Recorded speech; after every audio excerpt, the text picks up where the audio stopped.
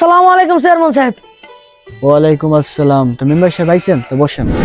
Chairman সাহেব হঠাৎ কেন আমাকে ডাকলেন? মেম্বার সাহেব রাস্তা আসতে কোনো অসুবিধা নেই তো? চেয়ারম্যান সাহেব হইতে পারি মেম্বার, আপনার মতন গরিব না। আইসি বিএমডব্লিউ গাড়ি। মেম্বার সাহেব আপনি তো ভুলে গেছেন আমি চেয়ারম্যান।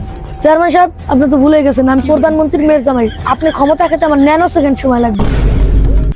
মেম্বার সাহেব আপনি আমাকে ভয় দেখাচ্ছেন।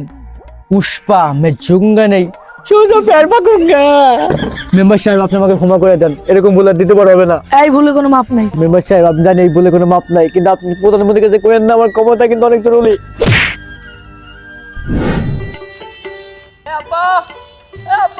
কিরে আবালের নাগাল দৌড়ে এত ডাকুস কি?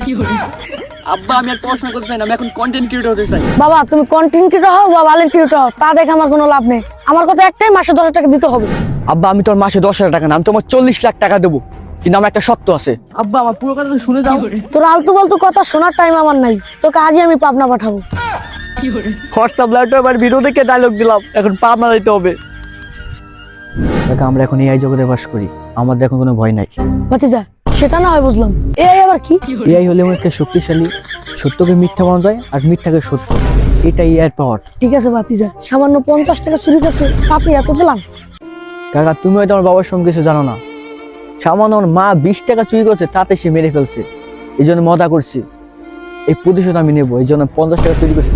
জীবনে সব থেকে বড় ভুল করছিস, তাই এখন তুই তোর মার কাছে চলে যা। না গুল করে না, গুল করে না বাবা। সামান্য 50 টাকার জন্য নিজের ছেলেকে নিজে মেরে ফেললি।